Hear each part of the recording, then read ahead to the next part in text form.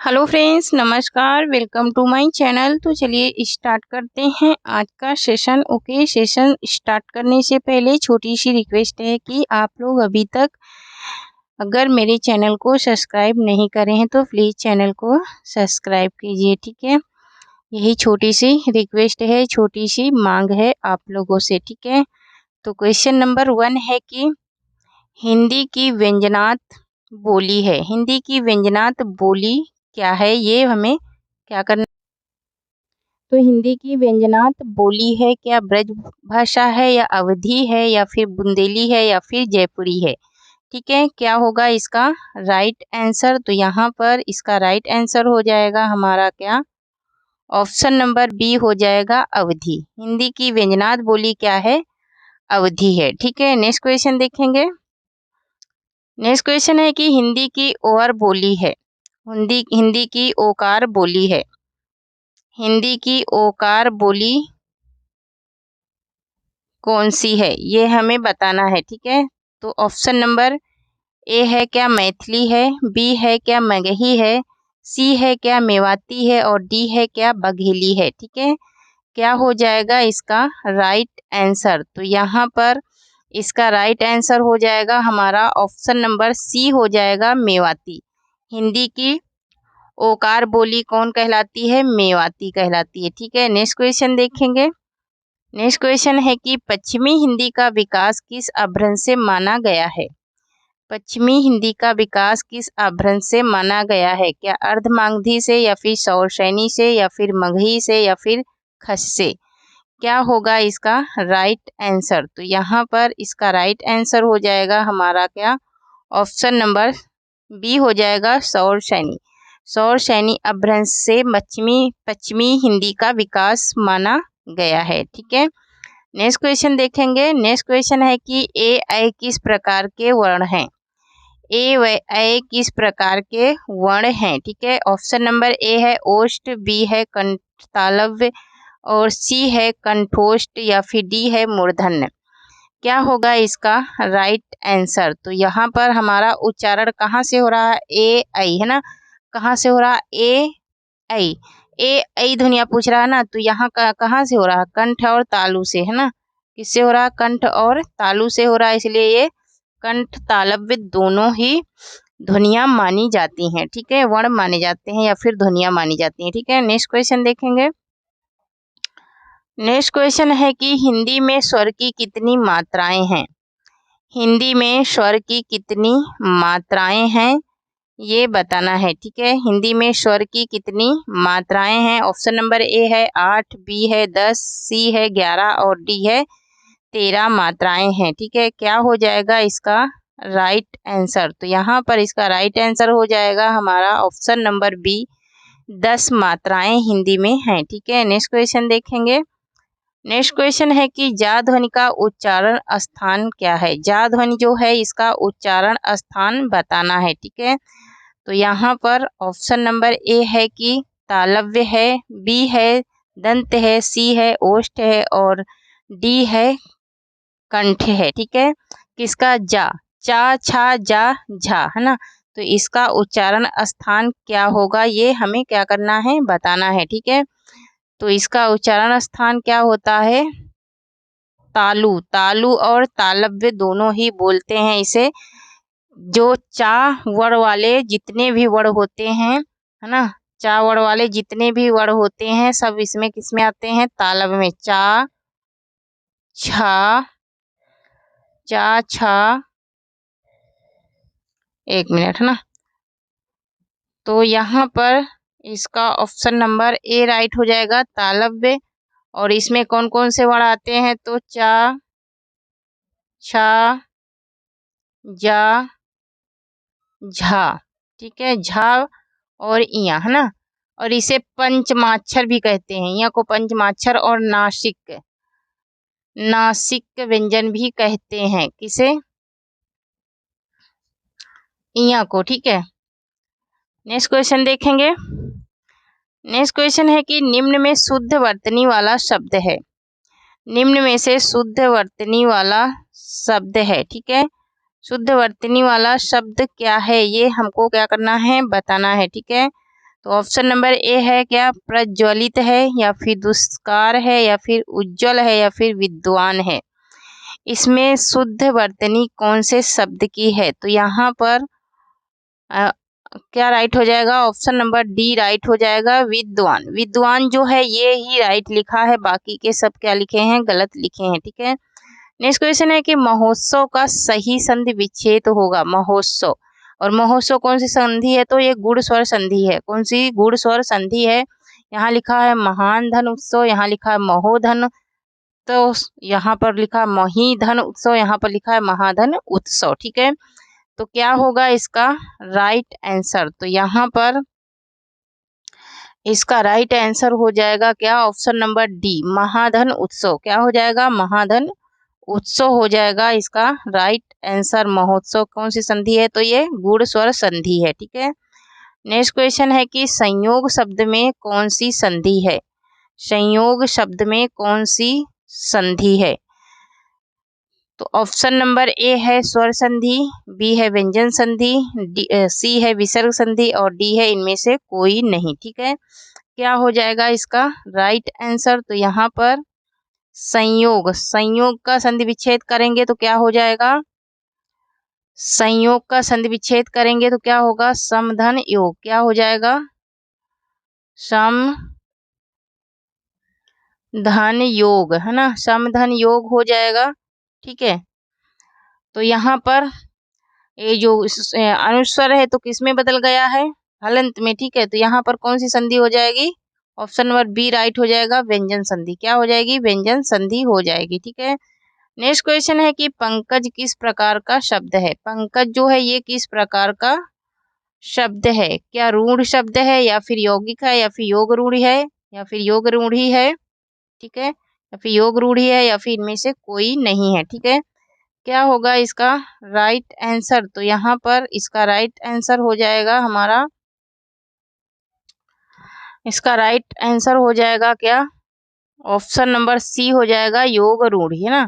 पंकज जिसमें अर्थ अलग निकलता हो, ठीक है, तीसरा अर्थ निकलता हो, उसको क्या कहते हैं? पंकज कहते हैं ना। जैसे कि वो व्रीहि समास वाले जो शब्द होते हैं वो योग रूढ़ी ही होते हैं, ठीक है। नेक्स्ट क्वेश्चन देखेंगे।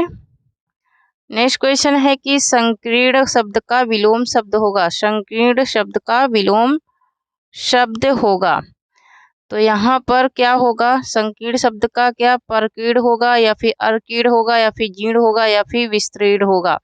तो यहाँ पर इसका राइट आंसर हो जाएगा क्या? इसका राइट आंसर हो जाएगा ऑप्शन नंबर डी विस्तीर्ण। विस्तीर्ण हो जाएगा संकीर्ण का विलोम, ठीक है। नेक्स्ट क्वेश्चन देखेंगे। नेक्स्ट क्वेश्चन है कि जो शब्दांश, वे शब्दांश जो किसी शब्द या धातु के अंत में जाते हैं उसे क्या कहते हैं? किसी शब्द, वे शब्दांश जो किसी शब्द या धातु के अंत में जोड़े जाते हैं उन्हें क्या कहते हैं? ठीक है। ऑप्शन नंबर ए है उपसर्ग, बी है प्रत्यय, सी है संधि और डी है समास। क्या होगा इसका राइट आंसर? तो यहाँ पर इसका राइट आंसर हो जाएगा प्रत्यय, है ना। जो शब्दांश के अंत में जोड़े जाते हैं उन्हें प्रत्यय कहते हैं, और जो शब्दांश के, वे शब्द जो शब्दांश के पहले जोड़े जाते हैं उन्हें क्या कहते हैं? तो उन्हें उपसर्ग कहते हैं, ठीक है। नेक्स्ट क्वेश्चन देखेंगे। नेक्स्ट क्वेश्चन है कि अली अली शब्द युग का, अली अली, अली और अली शब्द युग, यहाँ पर युग नहीं युग्म होगा, ठीक है। यहाँ पर युग नहीं युग्म होगा, ठीक है, युग्म होगा, यहाँ पर अधिका रहेगी। युग्म का सही अर्थ क्या होगा? तो यहाँ ऑप्शन नंबर ए है भौरा महावीर, बी है भौरा सखी और सी है महावीर सखी, डी है भौरा अभ्यस्त। तो यहाँ पर इसका राइट आंसर क्या हो जाएगा? तो इसका राइट आंसर हो जाएगा क्या? भौरा और सखी, भौरा और सखी हो जाएगा इसका राइट आंसर, ठीक है। अली माने क्या होता है? भौरा होता है, और अली माने क्या होता है? सखी होता है, ठीक है। बस इतना अंतर है, मात्रा का अंतर है, ठीक है। तो नेक्स्ट क्वेश्चन देखेंगे। नेक्स्ट क्वेश्चन है कि वकील शब्द, नेक्स्ट क्वेश्चन है कि वकील शब्द है, वकील शब्द किस भाषा का है ये हमको बताना है, ठीक है। क्या फारसी भाषा का है या अरबी का है या फिर फ्रेंच का है या फिर जापानी का है? क्या हो जाएगा इसका राइट आंसर? तो यहाँ पर ये अरबी भाषा का शब्द है। क्या? वकील। वकील किस भाषा का शब्द है? तो अरबी भाषा का शब्द है। ठीक है। नेक्स्ट क्वेश्चन है कि जिसने ऋण चुका दिया हो वाक्यांश के लिए एक शब्द होगा। जिसने ऋण चुका दिया हो वाक्यांश के लिए एक शब्द होगा। मृणमर्थ या फिर उड़र्थ, उड़र्थ या फिर उत्तीर्ण या फिर भारहीन। क्या हो जाएगा इसका राइट आंसर? तो यहाँ पर इसका राइट आंसर हो जाएगा ऑप्शन नंबर बी, उड़ेण। क्या हो जाएगा? उत्तीर्ण हो जाएगा। क्या हो जाएगा? उत्तीर्ण हो जाएगा। उत्तीर्ण हो जाएगा। ठीक है। नेक्स्ट क्वेश्चन देखेंगे। नेक्स्ट क्वेश्चन है कि घड़ी साज किस प्रकार का शब्द है? घड़ी साज किस प्रकार का शब्द है? ऑप्शन नंबर ए है तद्भव, बी है तत्सम, डी है सी है देशज और डी है शंकर। ठीक है। क्या होगा इसका राइट आंसर? तो यहाँ पर इसका राइट आंसर हो जाएगा ऑप्शन नंबर डी। ये एक कैसा शब्द है? तो ये एक संकर शब्द है। ठीक है। नेक्स्ट क्वेश्चन देखेंगे। नेक्स्ट क्वेश्चन है कि निम्न में एकार्थी शब्द है। एकार्थी मतलब कि जिसका एक ही अर्थ होता हो। ठीक है। जिसमें और दूसरा अर्थ ना निकलता हो उसे कहते हैं एकार्थी शब्द। ठीक है। यहाँ पर ऑप्शन नंबर ए है पर्वत, बी है सोना, डी सी है पाप और डी है रात्रि। तो रात्रि के भी कई अर्थ निकलते हैं, सोना के भी कई अर्थ निकलते हैं, पर्वत के भी कई अर्थ निकलते हैं, लेकिन यहाँ पर ऑप्शन नंबर सी राइट हो जाएगा पाप। पाप का कोई भी अर्थ नहीं निकलता है, इसे कहते हैं एकार्थी। नेक्स्ट क्वेश्चन है कि बुढ़ापा किस प्रकार की संज्ञा है? बुढ़ापा किस प्रकार की संज्ञा है? क्या व्यक्तिवाचक है या जातिवाचक है या भाववाचक है या फिर समूहवाचक है? तो बुढ़ापा किस प्रकार की संज्ञा है ये हमको बताना है। ठीक है। तो यहाँ पर इसका राइट आंसर हो जाएगा ऑप्शन नंबर सी, भाववाचक संज्ञा है। ये कैसी संज्ञा है? तो यह एक भाववाचक संज्ञा है। ठीक है। नेक्स्ट क्वेश्चन देखेंगे। नेक्स्ट क्वेश्चन है कि दही शब्द में लिंग है। दही शब्द में लिंग है। मोस्ट इम्पोर्टेंट क्वेश्चन है।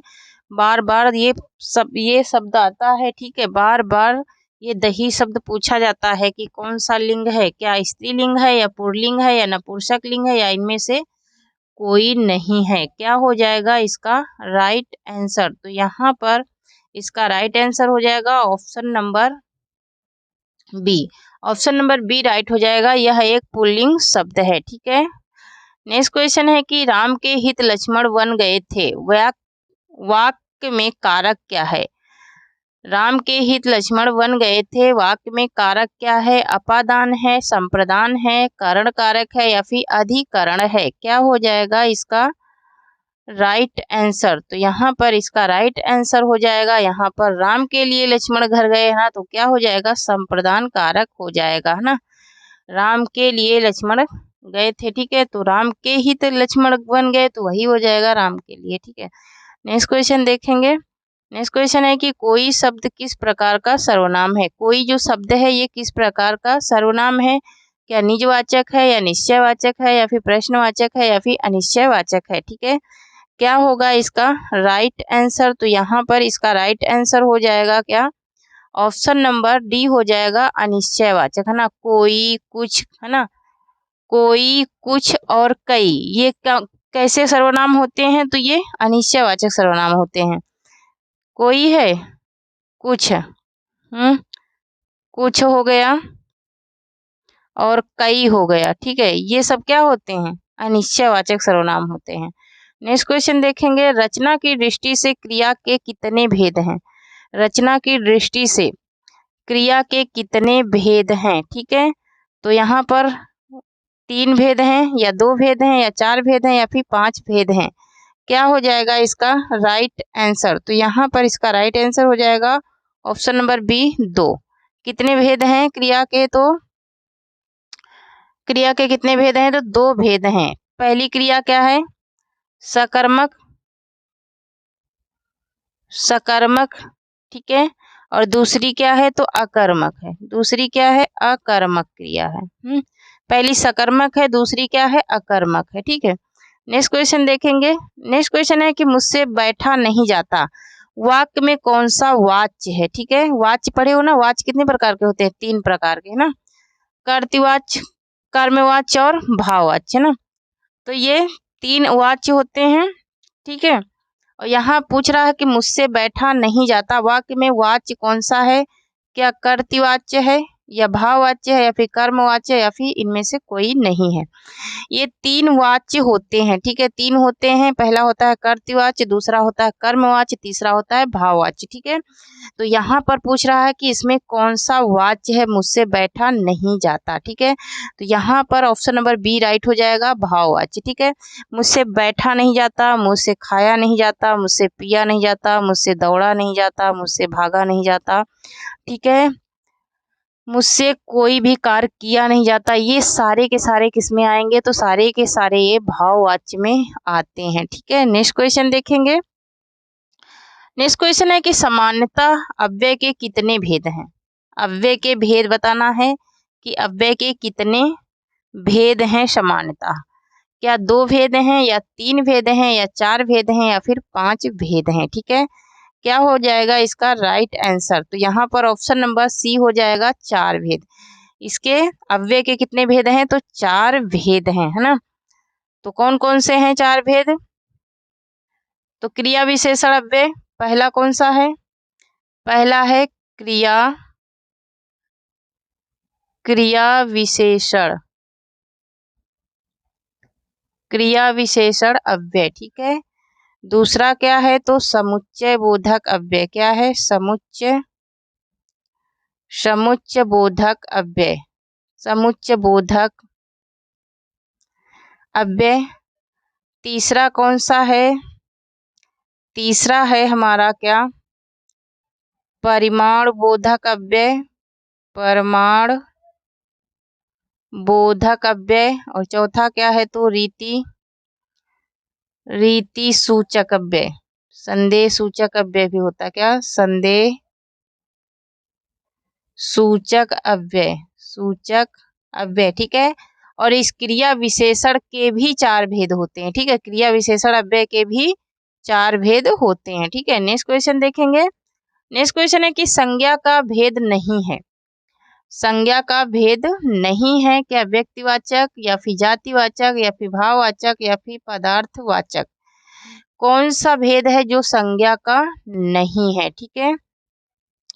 तो यहाँ पर राइट आंसर हो जाएगा क्या, option number D, option number D right हो जाएगा, पदार्थवाचक संज्ञा का भेद नहीं है, ठीक है।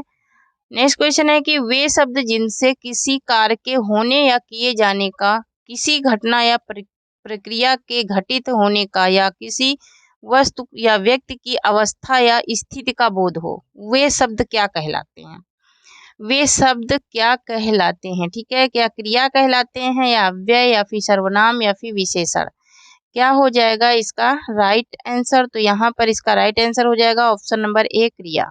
वे शब्द क्या कहलाते हैं, तो वो क्रिया कहलाते हैं, ठीक है। नेक्स्ट क्वेश्चन है कि अव्यय का भेद नहीं है, अव्यय का भेद नहीं है, तो अभी अभी मैंने बताया यहाँ पर क्रिया विशेषण अव्यय होता है, समुच्चय बोधक अव्यय होता है, विस्मयादि बोधक अव्यय होता है, लेकिन यहाँ पर प्रश्न बोधक अव्यय नहीं होता है, ठीक है। ऑप्शन नंबर डी इसका राइट आंसर हो जाएगा। प्रश्नवाचक सर्वनाम होता है लेकिन प्रश्नवाचक अव्यय नहीं होता है ना। विस्मयादि बोधक, समुच्चय बोधक, क्रिया विशेषण और कौन सा होता है, तो संदेह सूचक, ठीक है। ये 4 प्रकार के अव्यय होते हैं लेकिन प्रश्नबोधक अव्यय नहीं होता है।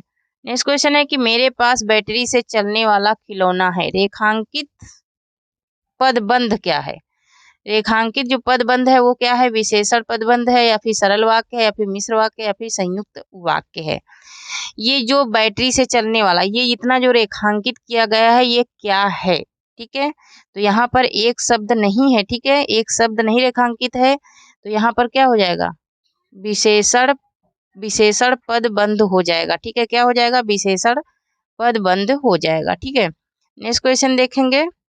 नेक्स्ट क्वेश्चन है कि वे वाक्य जिनमें एक से अधिक उद्देश्य हो सकते हैं किंतु विधेय एक ही होता है, वे कहलाते हैं, वे वाक्य जिसमें एक से अधिक क्या होते हैं, उद्देश्य तो होते हैं लेकिन विधेय क्या होता है, एक ही रहता है। उन वाक्यों को क्या कहते हैं? जैसे कि जब मैं घर से निकला तब बारिश होने लगी, है ना। जब मैं खाना खाई, जैसे मैं खाना खाई वैसे ही माँ आ गई, ठीक है। तो ये क्या हो जाएगा, बहुत सारे हम क्या है, हम एक ही उद्देश्य हैं, ठीक है। उद्देश्य एक से अधिक हो रहे हैं इसमें, ठीक है। एक उद्देश्य क्या है, एक से अधिक है लेकिन विधेय एक ही है, तो क्या हो जाएगा, मिश्र वाक्य। कौन सा वाक्य बन जाएगा, मिश्र वाक्य बन जाएगा, ठीक है। नेक्स्ट क्वेश्चन देखेंगे। नेक्स्ट क्वेश्चन है कि रचना के आधार पर वाक्य का भेद नहीं है ना। रचना के आधार पर वाक्य का भेद नहीं है ना। तो यहाँ पर अभी अभी मैंने पढ़ाया कि कर्तवाच्य क्या होता है, ये वाच्य होते हैं, ठीक है। यहाँ पर सरल वाक्य होता है, संयुक्त वाक्य होता है, मिश्र वाक्य भी होता है, लेकिन यहाँ पर जो कर्तवाच्य दिया है ये वाच्य कहलाते हैं ना। इन्हें वाच्य कहते हैं, ना कि वाक्य कहते हैं, ठीक है। नेक्स्ट क्वेश्चन देखेंगे। नेक्स्ट क्वेश्चन है कि अशुद्ध वाक्य का चयन कीजिए, है ना। अशुद्ध वाक्य को क्या करना है, छांटना है। तो पहला ऑप्शन नंबर ए है कि जैसा मोहन ने लिखा वैसा तुम लिखो, ज्यों ही मैं पहुंचा त्यों ही वह उठ गया, या फिर यहाँ यह काम करो या अपने घर जाओ, या फिर डी है क्योंकि यह मोटा है अतः वह धीरे चलता है, ठीक है। क्या होगा इसका राइट आंसर, अशुद्ध वाक्य को क्या करना है, पहचानना है। तो यहाँ पर अशुद्ध वाक्य क्या है, ऑप्शन नंबर डी, क्योंकि यह मोटा है अतः वह धीरे चलता है, ठीक है। यही क्या है, अशुद्ध है, ठीक है। नेक्स्ट क्वेश्चन देखेंगे। नेक्स्ट क्वेश्चन है कि निम्नलिखित प्रश्न में उस विकल्प का चयन करें जो दिए गए मुहावरों का सही अर्थ है। उड़ती चिड़िया को पहचानना, उड़ती चिड़िया को पहचानना, ये इसका अर्थ बताना है। मन कि यह रहस्य की बात तुरंत जानना, अनहोनी या लीक से हटकर बात करना, फिक्र या चिंता करना, चिंता यहाँ करना नहीं होगा, करना होगा, दूसरे को नीचा दिखाने के प्रयास में स्वयं नीचा देखना, ठीक है। तो इसका राइट आंसर क्या हो जाएगा, इसका राइट आंसर हो जाएगा हमारा option number A. Option number A हो जाएगा, मन की या रहस्य की बात तुरंत जानना, है ना। उड़ती चिड़िया पहचानना, मन की बात या रहस्य की बात तुरंत जान लेना। नेक्स्ट क्वेश्चन है कि अब की अब जबकि जबकि साथ लोकोक्ति का सही अर्थ क्या है। अब की अब जबकि जब के बाद लोकोक्ति का सही अर्थ क्या है। यहाँ पर ऑप्शन नंबर ए है कि जीवन में विपत्ति सब पर आती है, सदा वर्तमान की ही चिंता करनी चाहिए, थोड़े दिन की शान शौकत है, या फिर किसी तरह की जिम्मेदारी का ना होना, ठीक है। क्या होगा इसका राइट आंसर, तो यहाँ पर इसका राइट आंसर हो जाएगा ऑप्शन नंबर बी, सदा वर्तमान की ही चिंता करनी चाहिए, सदा वर्तमान की ही चिंता करनी चाहिए। नेक्स्ट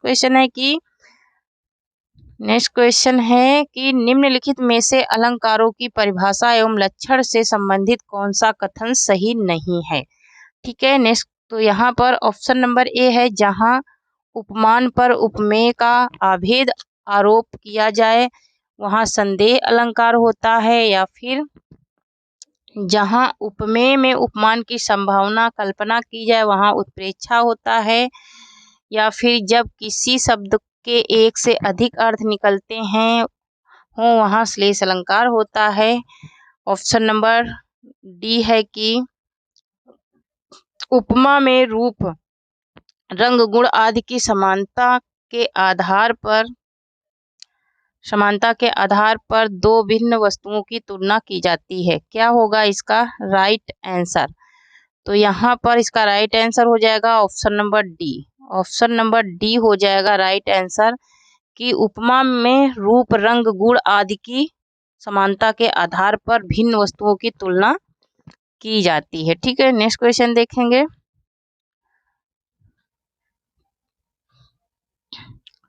नेक्स्ट क्वेश्चन है कि निम्नलिखित में शब्दालंकार कौन सा है। शब्दालंकार कौन सा है, क्या दीपक है या रूपक है या फिर यमक है या फिर उपमा है। क्या होगा इसका राइट आंसर, तो यहाँ पर इसका राइट आंसर हो जाएगा ऑप्शन नंबर सी हो जाएगा यमक। यमक जो है अनुप्रयास यमक और श्लेष ये किस में आते हैं, तो ये शब्द अलंकार में आते हैं। नेक्स्ट क्वेश्चन है कि बांधा था बंधु को किसने, इन काली जंजीरों से मणि वाले फड़ियों का मुख क्यों भरा हुआ हीरो से। इसमें उपयुक्त पंक्तियों में कौन सा अलंकार है?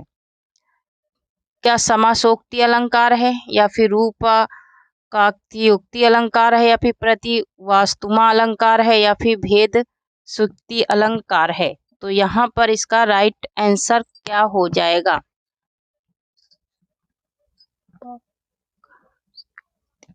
तो यहाँ पर इसका राइट आंसर हो जाएगा हमारा क्या, ऑप्शन नंबर बी हो जाएगा,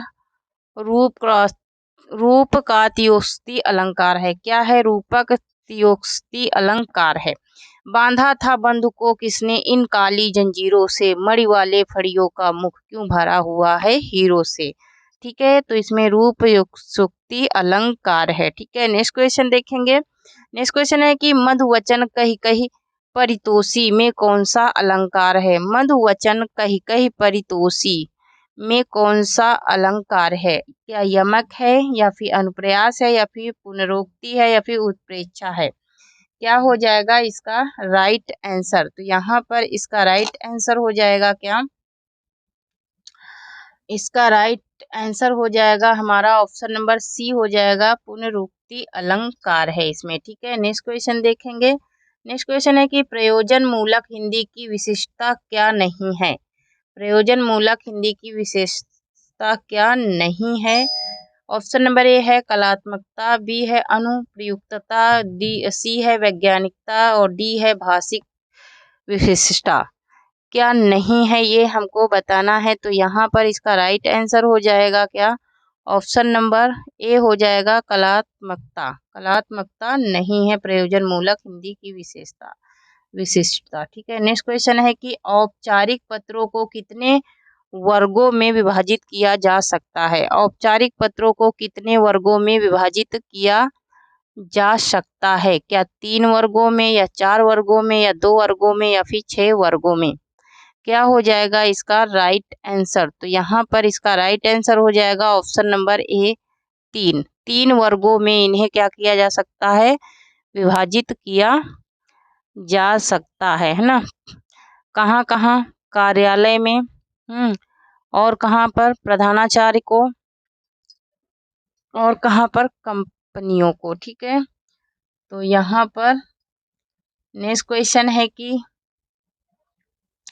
आजीविका प्राप्ति के संदर्भ में लिखा गया पत्र है। आजीविका प्राप्ति के संबंध में लिखा गया पत्र क्या है? क्या आवेदक पत्र है, या फिर प्रार्थना पत्र, या फिर स्वागत पत्र, या फिर विज्ञापन पत्र है? क्या होगा इसका राइट आंसर? तो यहाँ पर इसका राइट आंसर हो जाएगा हमारा क्या, ऑप्शन नंबर सी हो जाएगा, ऑप्शन नंबर सी हो जाएगा, स्वतंत्र पत्र है, स्वतंत्र लेखन पत्र है। ठीक है, नेक्स्ट क्वेश्चन है कि निम्नलिखित सरकारी पत्रों का एक प्रकार नहीं है। सरकारी पत्रों का एक प्रकार नहीं है। क्या प्रेस नोट, या फिर दूत पत्र, या फिर स्मारक, या फिर बधाई पत्र? क्या हो जाएगा इसका राइट आंसर? तो यहाँ पर जो बधाई पत्र है ये सरकारी पत्रों का प्रकार नहीं है। ठीक है, नेक्स्ट क्वेश्चन देखेंगे।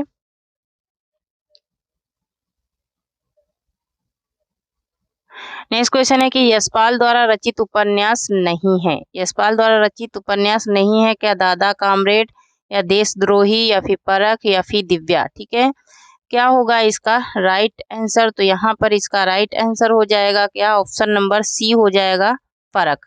ठीक है, परख ये किसका है? तो ये जैनेन्द्र का है। किसका है? ये जैनेन्द्र का है।